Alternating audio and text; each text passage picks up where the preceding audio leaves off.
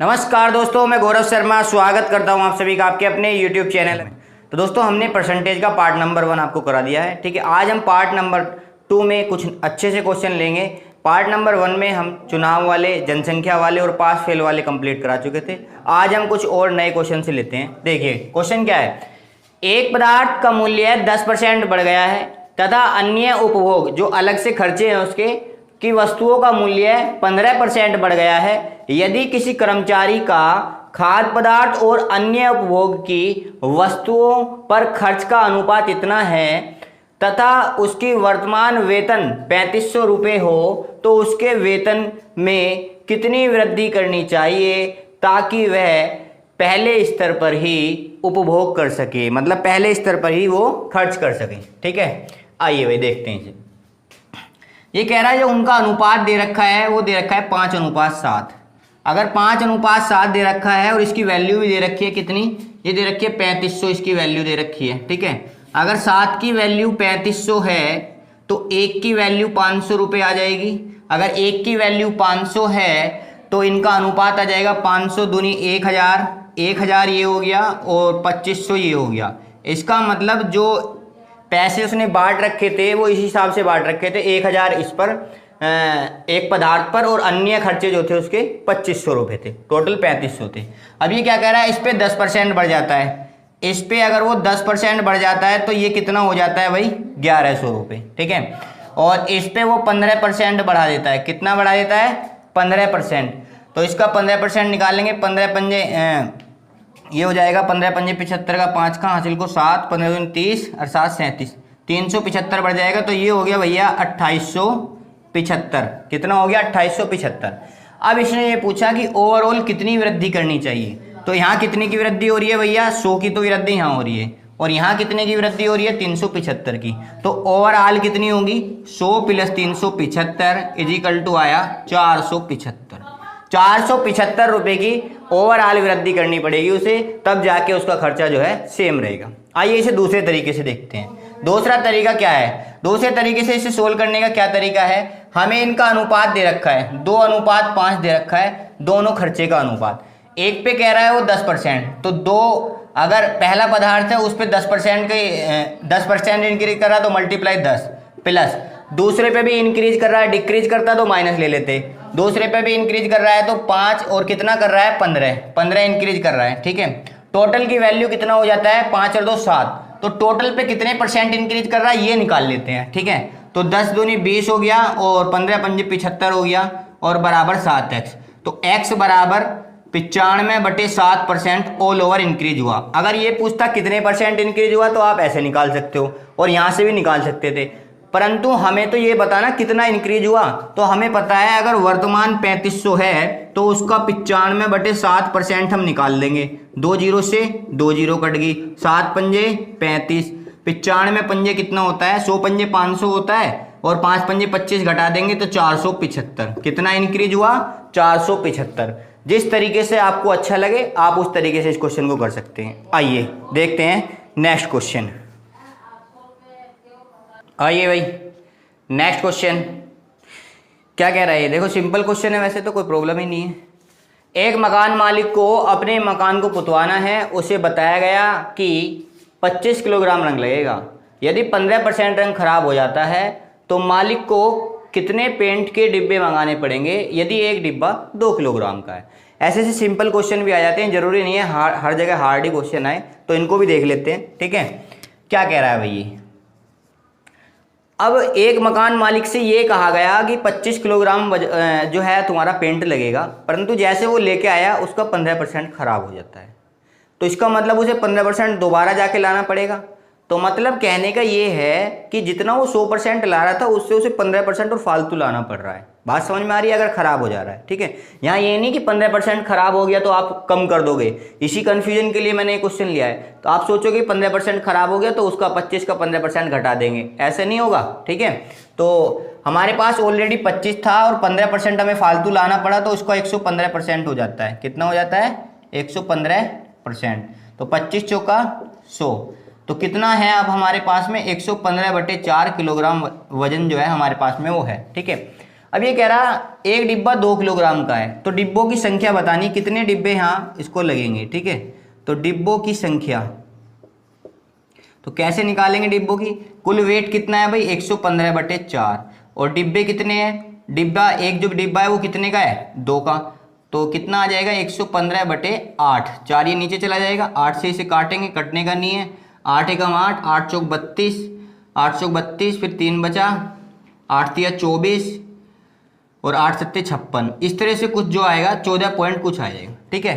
तो इसने पूछा डिब्बे कितने लगेंगे, तो आप देख रहे हो 14.375 डिब्बे लग रहे हैं। इसका मतलब आप कह सकते हो अप्रोक्सीमेट जो है डिब्बे जो लगेंगे वो कितने डिब्बे लगेंगे, 15 डिब्बे। ये अप्रोक्सीमेट का साइन है, 15 डिब्बे। इस तरह से आंसर होगा आपका, अगर पॉइंटों में आंसर ना हो तो आपको 15 डिब्बे लाने पड़ेंगे, ठीक है। आइए देखते हैं नेक्स्ट क्वेश्चन। आइए भाई नेक्स्ट क्वेश्चन काफ़ी इंपॉर्टेंट क्वेश्चन है, ठीक है, बहुत ही बढ़िया, पेपर में भी आया हुआ है कई बार। क्या कह रहा है ये, 3 दुकानदार ए, बी और सी किसी वस्तु को समान अंकित मूल्य पर बेचने का दावा करते हैं। फिर क्या करते हैं, वे थोड़ा चालबाजी कर देते हैं दोनों तीनों चुपचाप, जिससे उनकी जो है ज़्यादा वस्तु बिक जाए, तो वो कमीशन देने लगते हैं। तो क्या कैसे कमीशन देते हैं, ए अपने ग्राहक को 25% व 15% के 2 लगातार कमीशन देता है, जबकि बी 10% और 30% के 2 लगातार कमीशन देता है, और सी सिर्फ एक कमीशन 36% का देता है। तो बताइए कि ग्राहक के लिए कौन सा प्रस्ताव अच्छा होगा, ये आपको बताना है। 3 प्रस्ताव आपके सामने दिए गए हैं, इनमें से बताना है कौन सा होगा, ठीक है। आइए, तो बहुत ही बढ़िया क्वेश्चन है। चलिए पहले ए के लिए देख लेते हैं। अब ए के लिए इसने कितने कितने दे रखे हैं भाई, 2 लगातार दे रखे हैं, 25% और 15%। जब आपको पता है तो लगातार छूट दी हुई होती हैं, तो उसके लिए एक फॉर्मूला होता है, आपको पता होना चाहिए कि D1 + D2 - D1 D2/100, ठीक है। यही होता है, प्रॉफिट लॉस में से बन के आया है भाई। छूट दे रहा है तो इसका मतलब दोनों माइनस है, इसको भी माइनस करेंगे, इसको भी माइनस करेंगे, ये हो जाएगा प्लस, ठीक है। ये प्लस हो जाएगा तो माइनस चिन्ह कॉमन आ जाएगा, तो ये अब यहाँ अंदर प्लस बन जाएगा, यहाँ माइनस। माइनस चिन्ह की क्या बात बताएगा कि वहाँ छूट मिल रही है। बात समझ में आ रही है। आइए, तो इस पे 25% की छूट दे रहा है, इस पे 15% की छूट दे रहा है, और मल्टीप्लाई 25 × 15 है और अपॉन ये हो गया आपका, ठीक है। तो 25 15 कितना हो गया भाई 40, 40 माइनस और 25 दाम 250, 25 पंजे 125, तो हो गया ये भैया 350 0 भाई। 25 दाम 250 और 25 पंजे 125, 250 और 125, सॉरी गलत हो गया ये, ठीक है। 375 बैठेगा, कितना बैठेगा 375। तो 40 में से अगर हम ये पॉइंट लगा लेंगे 3.75, 4 ही घटा लो, 4 घटाएंगे तो कितना बैठेगा 46.25, ये कमीशन बैठा, सॉरी 36 पॉइंट, गड़बड़ हो गया यार, बहुत गड़बड़ हो रहा है, 36.25 का, ठीक है। उसके बाद बात करते हैं, ये तो ए का कमीशन हुआ। अगर हम बी की बात करते हैं तो बी का क्या कमीशन है भाई, बी का कमीशन है 10% और 30%। बी के लिए देख लेते हैं, तो ये 10 + 30 और माइनस 10 × 30/100, 2 जीरो से 2 जीरो कट गई, तो 10 + 30 कितना हो गया 40, 40 में से 3 एकम 3 घटा, कितना आया भैया 37%, ठीक है। अब आप एक बार बताइए, इसका 36.25 आ रहा है, और सी का जो कमीशन है वो 36 दे रहा है, और ये दे रहा है 37। तो ग्राहक के लिए कौन सा अच्छा होगा, ग्राहक के लिए कौन सा कमीशन अच्छा होगा, ये वाला कमीशन ग्राहक के लिए अच्छा होगा, क्योंकि ग्राहक तो ज़्यादा छूट चाहता है ना, यहाँ पे तो छूट की बात चल रही है, तो ये इसका आंसर होगा, ठीक है। आइए देखते हैं नेक्स्ट क्वेश्चन। आइए भाई नेक्स्ट क्वेश्चन, बहुत ही बढ़िया और लाजवाब। क्या कह रहा है, 200 ग्राम पानी, स्पिरिट तथा एल्कोहल के मिश्रण में उनकी मात्राएं क्रमशः 20%, 30% और 50% हैं। मिश्रण में 20 ग्राम एल्कोहल मिला दिया जाता है तथा पानी की मात्रा 2 गुनी कर दी जाए, तो उनकी मात्रा मिश्रण के किस अनुपात में होगी यदि स्पिरिट पहले का 3/5 गुना हो। देखो क्वेश्चन में कुछ नहीं है, बस घुमा रखा है, लैंग्वेज घुमा रखी है। अगर लैंग्वेज पढ़ना सीख गए तो कोई प्रॉब्लम ही नहीं है। आइए देखते हैं भाई, हमारे पास में 200 ग्राम का है ये, ठीक है। कितनी कितनी इनकी मात्रा है उसको यहाँ ले लेते हैं हम, जितनी जितनी इनकी मात्रा हमें दी हुई है उनको लिख लेते हैं। ये कह रहा है भाई पानी है इधर, इधर क्या है, ये आपका स्पिरिट है, और ये इधर क्या है भाई आपका एल्कोहल है। कितनी कितनी मात्रा बता रहा है ये, इसको 20%, इसको 30% और इसको 50%। अगर ये इसका 20% है तो 2 जीरो से 2 जीरो कट गई, 20 दूनी 40 ग्राम आ गई। और अगर ये इसका 30% है तो ये 60 ग्राम आ गई। ये इसका 50% है तो आधा 100 ग्राम आ गई। ठीक है, परसेंटेज निकाल के देख लेना। अब ये क्या कह रहा है, कंडीशन क्या कह रहा है, इसमें 20 ऐड कर रहा है तो ये कितनी होगी भैया 120। 120 होगी। पानी की मात्रा को 2 गुना कर रहा है, पानी की मात्रा को 2 गुना कर रहा है तो भाई ये कितना हो गया 80। स्पिरिट की मात्रा को पहले का 3/5 कर रहा है तो इसको पहले का 3/5 कर रहा है। इसका मतलब क्या है, 3/5 से गुना कर रहा है। 5 से 60 को काटेंगे कितनी बार कट जाएगा, 12, 12 तिया 36। तो अब नई वैल्यू आपकी क्या आ रही है, ये नई वैल्यू आ रही है आपकी ये। ठीक है, तो अब इनका अनुपात पूछा है, रख लेते हैं 80 अनुपात 36 अनुपात और 120। काट लेते हैं, 4 से कट जाएगा 20, 4 नीम 36, 4 तिया 12, 20 9 30 इसका सही अनुपात होगा। क्वेश्चन डिफिकल्ट नहीं था, बहुत आसान था। तो इस तरह के क्वेश्चन भी पूछे जा सकते हैं, जरूरी नहीं है हार्ड ही पूछे जाए।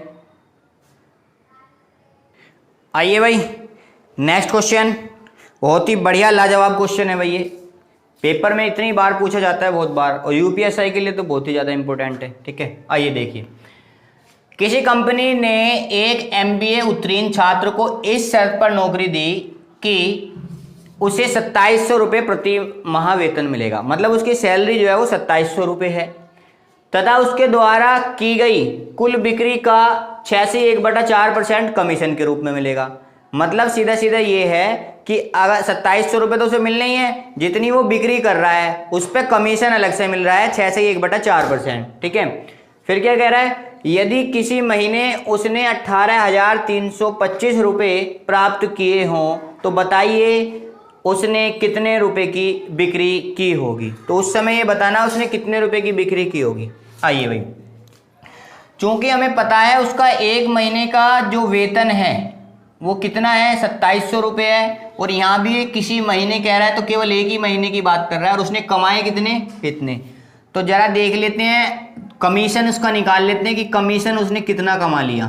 तो कमीशन कितना कमा लिया, 18,325 में से अगर उसकी सैलरी हम 2700 घटा दें तो क्या आएगा, 5 के 5 2 और 13 में 7 गए 6, यहाँ रह गए 7, 7 में 2 गए 5, ये आ गया 15,625। 15,625 उसका कमीशन आया। इतना कमीशन उसे मिला, परंतु ये तो ये कह रहा है कि जो उसे कमीशन हम दे रहे हैं वो तो 6 से 1/4% दे रहे हैं। इसका मतलब ये वाली वैल्यू 6 से 1/4% के बराबर है। अब 6 से 1/4% की क्या वैल्यू होती है, 1/16। नहीं पता तो आप निकाल सकते हैं, 6 चौक 24 और 1 25, 25/400, 1/16 वैल्यू आएगी। तो 1/16 बराबर आ रही है 15,625। यहाँ से हमें 1 की वैल्यू निकालनी है, 15,625 मल्टीप्लाई 16, 16 पंजे 80 की 0 हासिल को 8, 16 दूनी 32 और 8 40 की 0 हासिल को 4, 16 चिक्कम 96 और 4 100 की 0 हासिल को 10, 16 पंजे 80 और 10 90 की 0 हासिल को 9, 16 एकम 16 और 9 25। इसका मतलब उसने उस महीने 25,000 रुपये की बिक्री करी होगी, तब जाके उसे इतना कमीशन मिला और टोटल रुपए उसने प्राप्त करे। ठीक है, आइए देखते हैं नेक्स्ट क्वेश्चन। बहुत ही बढ़िया क्वेश्चन था ये। आइए भाई नेक्स्ट क्वेश्चन देख लेते हैं, बहुत ही बढ़िया क्वेश्चन है। वैसे तो मैंने चुनाव वाले पिछले पार्ट 1 में करा दिए हैं, पर ये क्वेश्चन आ गया, इसमें 3 प्रत्याशी हैं। अभी इसमें 2 प्रत्याशी वाले मैंने सारे करा दिए थे। इसको देख लेते हैं एक बार क्या कह रहा है ये। एक चुनाव में कुल 3 प्रत्याशी हैं, मतदाता सूची के 10% वोट नहीं डाले गए तथा 10,000 मत अवैध पाए गए। शेष वैध मतों का 52% जीतने वाले उम्मीदवार को मिले तथा 12% तीसरे उम्मीदवार को, जो 3rd नंबर पे था। यदि दूसरे स्थान पर रहने वाले उम्मीदवार को 28,800 वोट मिले हों तो मतदाता सूची में कितने वोट थे ये बताना है। बहुत ही बढ़िया क्वेश्चन है, ठीक है। चलिए, मैंने क्या बताया था, ऐसी कंडीशन में आप वैध मतों को 100 मान लें। कितने मान लें? वैध मतों को 100 मान लें। अगर आपने वैध मतों को 100 मान लिया तो पहला उम्मीदवार, ये दूसरा उम्मीदवार और ये आपका आ गया तीसरा उम्मीदवार। इसमें 3 उम्मीदवार हैं। इसे 52% मिल रहे हैं, 100 में से 52 मिल रहे हैं। इसे 100 में से कितने मिल रहे हैं? 12 मिल रहे हैं। 52 और 12 64, तो इसका मतलब इसे 36 मिल रहे होंगे, ठीक है। इसे हमने क्यों निकाला? क्योंकि हमें इसकी वैल्यू दे रखी है। दूसरे स्थान पे जो रहा उसे कुल कितने वोट मिल रहे हैं? 28,800। इसका मतलब इस 36 की वैल्यू जो है वो आपकी 28,800 आ जाएगी। इसे काट लेंगे, 36 का पाड़ा हमें नहीं आता तो 9 से काटते, 9 चौक 36, 9 तिया 27 और 9 दूनी 18, 3200। 4 से भी कट जाएगा, 4 अट्ठे, तो मतलब 800 हो जाएगा। एक की वैल्यू अगर 800 आ रही है तो अगर हम 100 की वैल्यू निकालेंगे तो ये कितनी आ जाएगी हमारी? 80,000। इसका मतलब वैध मत आ गए आपके कितने? 80,000। ये हमारे क्या है? वैध मत।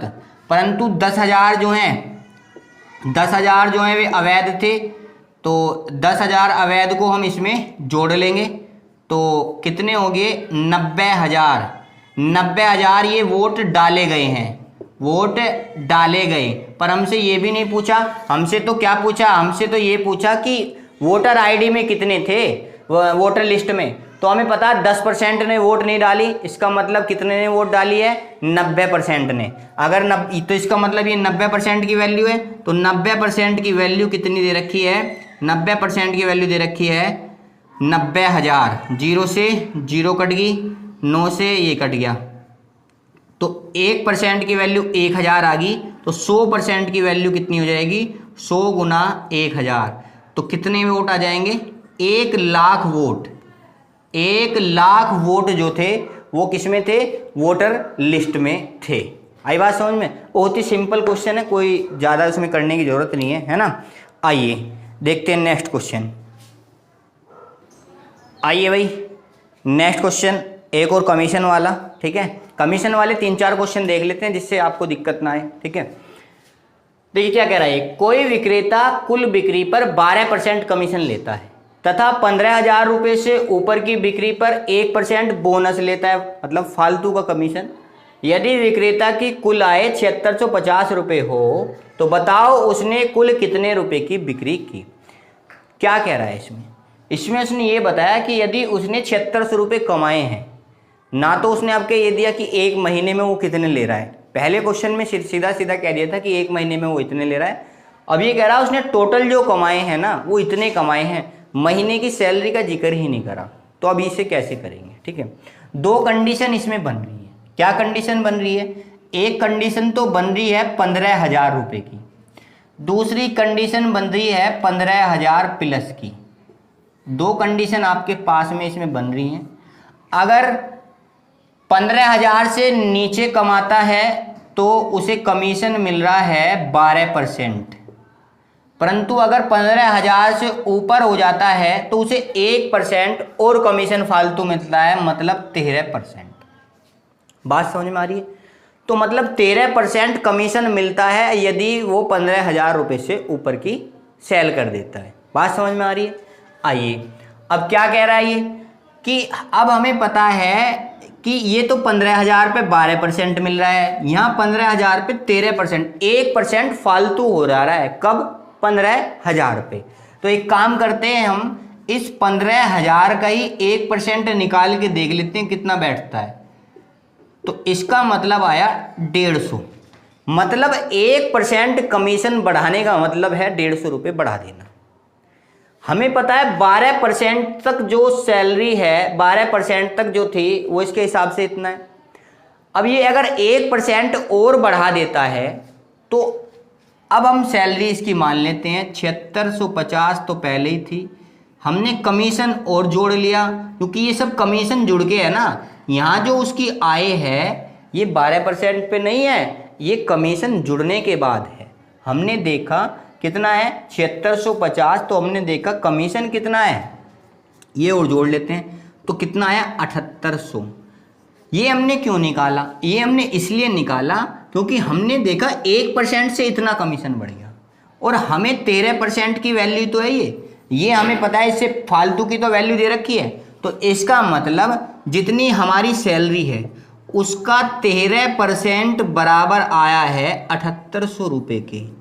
उसका 13% अब 7800 के है क्योंकि हमने 1% बढ़ा लिया, इसमें 1% हमने बढ़ा लिया। पहले 12% दे रहा था 15,000 पे, हमने 1% और बढ़ा लिया क्योंकि हमें जो निकालना है ना, हमें उसकी सेलिंग निकालनी है कितने रुपए की है उसने। तो 13 पंजे 65, 13 6 78, 1 बराबर 600। तो S बराबर कितना आ जाएगा 600 गुना 100। इसका मतलब उसने जो सेल की है वो कितने की सेल की है? 60,000 रुपये की उसने सेल की है, तब जाके उसे इतना कमीशन मिला है। बात समझ में आ रही है? आइए एक और क्वेश्चन इसी तरह का देख लेते हैं ताकि आपको दिक्कत ना हो। आइए भाई एक क्वेश्चन और देख लेते हैं इसी टाइप का, ठीक है। ये क्वेश्चन नंबर 7वां होगा, यहाँ मैंने नहीं लिखा। तो ये बिल्कुल पिछले क्वेश्चन की तरह ही है, ये इसलिए लिया है ताकि आपको समझ में आ जाए, ठीक है। क्या कह रहा है ये? कोई विक्रेता कुल बिक्री पर 9% कमीशन लेता है तथा 20,000 रुपये से ऊपर की बिक्री पर 1% बोनस लेता है। यदि विक्रेता की कुल आय, यदि विक्रेता को कुल इतने रुपए मिले हों बेचने के, तो बताइए कि उसने कुल कितने रुपए की बिक्री की हो। ये विक्रेता वो है, मान लेते हैं कोई दुकानदार है और किसी फेरी लगाने वाले को एक काम दे देता है कि भाई हम तुझे बेचने का तो देंगे 9% कमीशन जितना, पर तू अगर 20,000 से ऊपर की बेचता है ना तो तुझे 1% और फालतू देंगे। तो इसी तरह से उसने 6800 रुपये कमाए हैं। बात समझ में आ गई है? कमीशन पे रखा हुआ है, उसे सैलरी कोई नहीं है, ठीक है। चलिए तो हमें पता है 20,000 तक तो कितना कमीशन दे रहा है भाई? वो 9% का कमीशन दे रहा है। परंतु 20,000 से ऊपर कितना कमीशन दे रहा है? 20,000 प्लस पर, 20,000 प्लस पर वो कह रहा है कि 1% और बढ़ा देते हैं, मतलब उसने 1% और बढ़ा दिया। अब ये देखते हैं कि इस 20,000 पर 1% कितना बैठता है। इस 20,000 का 1% कितना बैठता है भाई? ये बैठा हमारा 200 रुपये। इसका मतलब ये हुआ यदि हम कमीशन 9% ना लेके 10% ले, जैसे कि मैंने पिछले क्वेश्चन में बताया था कि मान लेते 9% ना लेके अगर 10% लें तो 200 रुपये बढ़ाने पड़ेंगे, क्योंकि 1% बढ़ने से कितना बढ़ रहा है? 200। तो इसका मतलब पहली सैलरी कितनी थी, उसे कितना मिल रहा था? 6800। अब 200 और बढ़ाने पड़ेंगे क्योंकि अब जो कमीशन उसे लेना है वो 10% लेना है। तो कितना आया? 7,000। अब 7,000, इसका मतलब क्या हुआ कि कुल सेलिंग का 10% जो है अब कितना है? 10%, और वो बराबर किसके है? अब कुल सेलिंग का ये हो गया 7,000 के, 0 से 0 कट गई तो S बराबर इधर मल्टीप्लाई कर लेंगे तो कितना आएगा? 70,000। S मतलब सेलिंग, उसने जो सेलिंग करी है, उसने जो सामान बेचा है, 70,000 रुपये का सामान अगर वो बेचेगा तो उसे 7,000 मिलेंगे। और इसके हिसाब से आप निकाल सकते हो फिर 6800 के हिसाब से कितने मिलेंगे। बात समझ में आ रही है? आइए और देख लेते हैं क्वेश्चन इसी तरह के। एक आदमी प्रत्येक माह अपने वेतन का एक निश्चित भाग बचाता है ताकि एक साल में वह एक कार खरीद सके। तो ज्ञात करो कि उसे अपनी बचत में कितने % की वृद्धि करनी चाहिए ताकि वो उस कार को 9 माह में खरीद ले। बात समझ में आ रही है? तो भाई इसकी 2 कंडीशन इसने दी हैं। पहली कंडीशन तो चाह रहा है 12 महीने में खरीदना, दूसरी कंडीशन में वो चाह रहा है 9 महीने में खरीदना। एलसीएम ले लेते हैं दोनों का, 36 आएगा, 12 तिया 36 और 9 चौक 36, ठीक है। ये एलसीएम आ गया। तो पहली कंडीशन में सेविंग कितनी आई भाई? पहली कंडीशन में सेविंग आई 3, और दूसरी कंडीशन में सेविंग कितनी आई? दूसरी कंडीशन में जो सेविंग आ रही है वो आ रही है 4। बात समझ में आई है? तो उसने अपनी कितनी सेविंग बढ़ा दी? उसने अपनी सेविंग बढ़ा दी 1, कितने पे बढ़ाई? 3 पे। तो 1/3 गुना 100, यही पूछा था कितना होता है ये? 33 सही, 1/3%।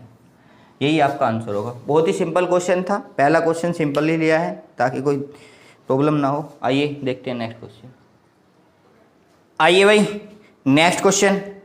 बहुत ही लाजवाब क्वेश्चन है भाई, ये बहुत ही बढ़िया क्वेश्चन है। देखो क्या कह रहा है ये, एक ट्रेन में उतने ही डिब्बे हैं जितने की प्रत्येक डिब्बे में सीट है। मतलब जितनी सीटें हैं एक डिब्बे में उतनी ही डिब्बे हैं पूरी ट्रेन में। ठीक है, क्या कह रहा है, एक डिब्बे में 25 आदमी बैठे हैं जो कि उस डिब्बे की क्षमता का 71 से 3/7% है। मतलब कहने का ये 25 आदमी जो हैं वो 71 से 3/7% के बराबर आ रहे हैं। ठीक है, यदि हर डिब्बे में 20% स्थान खाली रहे तो पूरी ट्रेन में कितने अधिकतम यात्री आ सकते हैं, ये आपको बताना है, कितने आदमी बैठ सकते हैं। ठीक है, अगर देखो इसे मान क्या करोगे तो बहुत लंबा टाइम लग जाएगा आपको। ठीक है, तो हम सीधा परसेंटेज को ही पकड़ लेते हैं। किसको पकड़ लेते हैं, परसेंटेज को। कितना दे रखा है हमें, 3/7%। अब हमें पता है, क्या पता है हमें, कि 14/2/7% की वैल्यू होती है 1/7। क्या होती है, 1/7 वैल्यू होती है। अब हमें पता ही 1/7 वैल्यू होती है, तो इसका आप टेबल पढ़ के देखो यहाँ तक कि 14 से 71 के पास में क्या बैठ रहा है, 14 पंजे 70।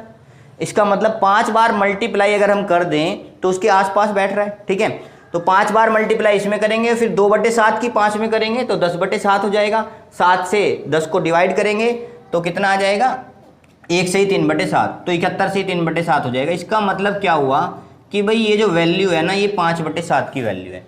यही चीज़ समझने की है, जिसको ये समझ में आ गया वो सारा क्वेश्चन सोल्व कर देगा। ठीक है, तो 5/7 की अगर वैल्यू कितनी है, 5/7 की वैल्यू अगर 25 है तो 5 से अगर आप इसे डिवाइड करोगे तो 5 पंजे 25, तो 1 बराबर 35। इसका मतलब क्या हुआ, पूरे डिब्बे में 35 आदमी आ सकते हैं। कितने आदमी आ सकते हैं, एक पूरे डिब्बे में 35 आदमी आ सकते हैं। अगर पूरी ट्रेन की बात करूं, ये तो डिब्बे में आ सकते हैं, एक डिब्बे में। ठीक है, और अगर मैं पूरी ट्रेन की बात करूं तो पूरी ट्रेन में कितने आदमी आ सकते हैं भाई, तो ये हो जाएगा 35 गुना 35। बात समझ में आ रही है, 35 गुना 35 हो जाएगा, क्योंकि जितने डिब्बे थे उतनी ही इसमें क्या थी, सीट थी। बात समझ में आ रही है, जितने डिब्बे थे उतनी ही क्या थी, इसमें सीट थी। बस भाई की मल्टीप्लाई कर लेंगे, मल्टीप्लाई करके क्या आएगा भाई, ये आ जाएगा 1225। 35 का स्क्वायर कितना होता है, 1225। पर उसने हमसे क्या पूछा, ये तो हमारी कुल क्षमता आई है, कितने आदमी ट्रेन में बैठ सकते हैं। उसने हमसे ये पूछा है कि 20% जगह तो हमें खाली छोड़नी है। 20% का मतलब हमें कितनी जगह खाली छोड़नी है, 20% का मतलब होता है 1/5। अगर 1/5 जगह हमें खाली छोड़नी है तो भरनी कितनी होगी, 4/5। तो इसका 4/5 हम यहाँ निकाल लेंगे। 5 से इसे डिवाइड करेंगे, 5 दूनी 10 और 2 बचेगा, 5 चौक 20, 2 बचेगा, 5 पंजे 25। तो ये आ गया आपका 245 × 4। 4 पंजे 20 की 0, हासिल को 2, 4 चौक 16, 2 18 का 8 का, हासिल को 1, 4 दूनी 8 1 9। 980 आदमी उस ट्रेन में बैठे रहेंगे यदि वे 20% स्थान खाली छोड़ते हैं। टोटल तो इतने आ सकते हैं 1225, परंतु उसने कहा 20% छोड़ना है, तो इसलिए हम 980 को बैठाएंगे। ठीक है, आइए आगे देखते हैं नेक्स्ट क्वेश्चन। आइए भाई, नेक्स्ट क्वेश्चन बहुत ही बढ़िया क्वेश्चन है। ए बी, देखो इस तरह के क्वेश्चन भी कभी कभी आ जाते हैं जो पेपर को हार्ड बना देते हैं, जिसे देख के बच्चे डर जाते हैं। ठीक है, आइए देखिए, ए बी सी व डी ने एक पेन 5,60,000 रुपये में खरीदा। B plus C plus D का जो हिस्सा है वो ए के हिस्से का 460%, जबकि ए प्लस सी प्लस डी का जो हिस्सा है वो बी के हिस्से का 366.66% और सी का हिस्सा ए प्लस बी प्लस डी के हिस्से का 40% है। तो डी का हिस्से ज्ञात करें। देखो अगर इसे आप ऊपर से सोल्व करना स्टार्ट करोगे ऐसे, इसका हिस्सा निकाल के, तो बहुत ही कठिनाई आएंगी, ऐसे आप सोल्व नहीं कर सकते। तो इसको किस तरीके से सोल्व करेंगे, आप परसेंटेज की वैल्यू लेंगे तब जाके ये क्वेश्चन सोल्व होगा। ठीक है, आइए देखते हैं। ए का हिस्सा जो है 460% है। सबसे पहले 460% को हम सोल्व करते हैं। 460% को मैं यहाँ क्या लिख सकता हूँ, 400% और प्लस 60% में यहाँ इसको लिख सकता हूँ। ठीक है, तो 400% का मतलब क्या होगा, 4, क्योंकि 400/100 हो जाएगा, 4 कट जाएगा। और 60% का मतलब क्या होगा भाई, 3/5 काटेंगे 60/100 20×60, ठीक है ना। तो ये टोटल की वैल्यू जो आएगी 5 चौक 20 23/5 आ गई। कितनी वैल्यू आ गई? 23/5। दूसरी कंडीशन हमें क्या दी है, चलो मैं यहाँ लिख लेता हूँ पहले। ए और B plus C plus D इनके हिस्से हैं। थोड़ा सा इधर लिख लेता हूँ, ए और B plus C plus D, ठीक है। तो भाई ए का हिस्सा, इसने कहा था कि जो ए का हिस्सा है वो इसके हिस्से का इतना है। अगर ए का हिस्सा 5 है तो इन तीनों का हिस्सा 23 है। कम ज़्यादा की इसने बात नहीं करी। अगर ये कम ज़्यादा करता तो हम घटा बढ़ा देते, कम ज़्यादा की बात नहीं करी इसने। दूसरी कंडीशन में इसने क्या कहा? 366.66%। इसका मतलब क्या लिख सकते हैं हम इसको? 300% और 66.66% लिख सकते हैं। 300% का मतलब 3 होता है और 66 सही 66 का परसेंट का मतलब कितना होता है? 2/3। तो 3 तिया 9 और 2 11, 11/3। ये बी के लिए है, ये कंडीशन बी के लिए है और ये कंडीशन किसके लिए थी? ए के लिए। तो रख देते हैं बी की वैल्यू 3 और मैं इसको यहाँ ऐसे कर देता हूँ ताकि आप कन्फ्यूजन है। बी की वैल्यू 3 और इन टोटल की किसकी टोटल की है भाई? ये सॉरी यहाँ लिख देता हूँ मैं, ये हो गया बी। और फिर क्या बचेगा? ये ए प्लस सी प्लस डी, ए प्लस सी प्लस डी। तो इसके लिए वैल्यू कितनी आई भाई? बी की वैल्यू आई 3 और इसकी वैल्यू कितनी आई? 11। बात समझ में आई? इसकी वैल्यू आई 11। तीसरी कंडीशन में क्या कहा है कि जो सी है वो 40% है। 40% का मतलब होता है 2/5। 2/5 40% की वैल्यू कितनी होती है? 2/5। इसका मतलब सी की जो कंडीशन दे रखी है ए प्लस बी प्लस डी, ठीक है, ये कंडीशन दे रखी है। क्या करेंगे इसमें? सी की वैल्यू क्या होगी भाई? 2 और टोटल की वैल्यू कितनी है यहाँ पे? 5। ए प्लस बी प्लस सी, इसकी वैल्यू कितनी है यहाँ पे? 5 है। बात समझ में आई है? क्योंकि इसने इस बात में उल्टा कर दिया। इसमें सी का हिस्सा कहा है, उसमें इसने ये कहा था B plus C plus D का हिस्सा क्या है? वो ए के हिस्से का। देखो वहाँ तीनों का हिस्से ही कंपेयर ए से करा रहा था, यहाँ सी के हिस्से ही कंपेयर ए प्लस डी से करा रहा। कभी आप ये सोचो कि ऊपर वाली वैल्यू तो हम उधर ले रहे थे, ऊपर वाली वैल्यू तो उधर ले रहे थे, तो इसमें चेंज मैंने कैसे कर दिया? इसमें इन्होंने खुद ही चेंज कराया कि वो सी का हिस्सा कह रहा है ए प्लस डी के हिस्से का 40%, घुमा रखा है आपको, ठीक है। तो ये बात समझ में आई है। सबसे पहले हम इनके रेशो को इक्वल करेंगे। इनका रेशो कितना बैठ रहा है भाई? 23 और 5 28। कितना बैठ रहा है? 23 5 28। इन दोनों का रेशो कितना बैठ रहा है? 14। इन दोनों का रेशो कितना बैठ रहा है? 7। तो इन्हें इक्वल कर लेते हैं। 28 बना लें, इसमें 2 की मल्टीप्लाई करनी पड़ेगी, इसमें 4 की मल्टीप्लाई।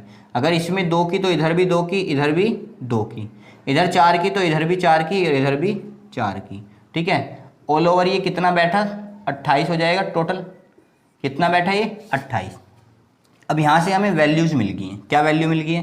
कि ए की जो वैल्यू है वो 5 है भाई, ए की।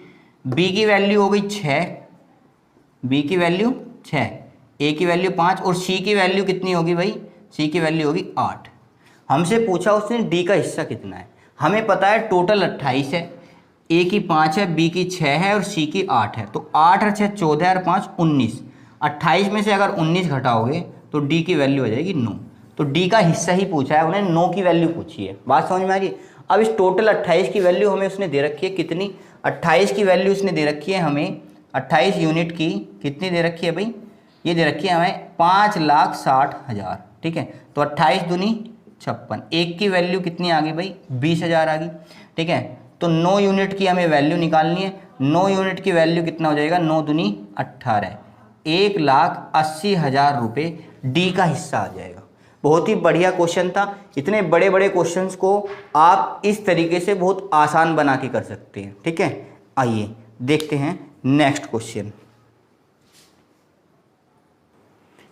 आइए भाई नेक्स्ट क्वेश्चन बहुत ही बढ़िया लाजवाब क्वेश्चन है। क्या कह रहा है ये? एक मजदूर एक सप्ताह में 60 घंटे काम करता है तथा 2400 रुपये प्राप्त करता है।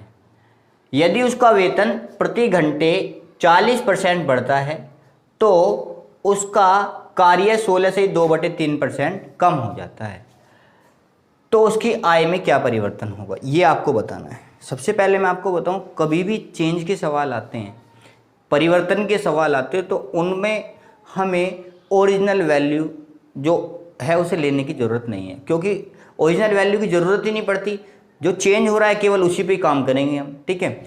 अब मैं कहूँ कि एक आदमी को 1 घंटे के 5 रुपये मिलते हैं, अगर वो 10 घंटे काम कर रहा है तो उसे कितने रुपए मिलेंगे? तो आप बता दो कि जी एक को 1 घंटे के 5 मिल रहे हैं तो 10 घंटे के 50 मिलेंगे।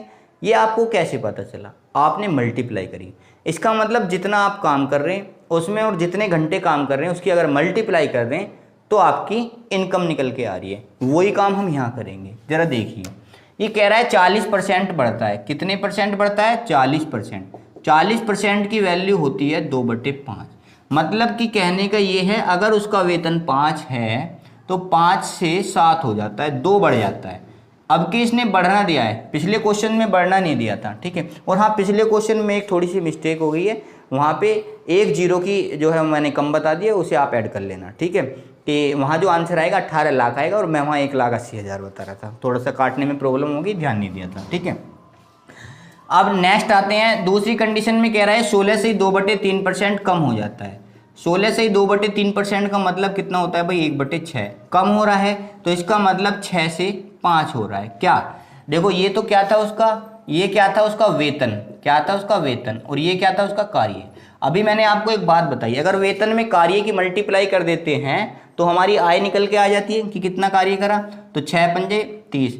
चाहो तो देखो इसे ऐसे काट सकते हो सीधा, 5 से 5 कट गया, ठीक है। बचा कितना आपका? 6 से 7 हो गया है। कितना हो गया है? 6 से 7। ये 6 पंजे 30, 7 पंजे 35 करोगे तो भी वही बात आएगी, ठीक है। तो हमें पता है कितना इंक्रीमेंट हुआ भाई? 1 का इंक्रीमेंट हुआ। 1 का इंक्रीमेंट किस पे हुआ? 6 पे हुआ, तो मल्टीप्लाई 100, तो कितना आएगा? 16 से ही 2/3% इंक्रीज हो जाएगा, क्योंकि इंक्रीज हो रहा है, 1 का इंक्रीमेंट हो रहा है। तो मतलब कहने का ये है, जितना वेतन उसे पहले आप मिल रहा था उससे 16 से ही 2/3% वेतन जो है वो इस बार बढ़ के मिलेगा। बात समझ में आई? आइए देखते हैं नेक्स्ट क्वेश्चन।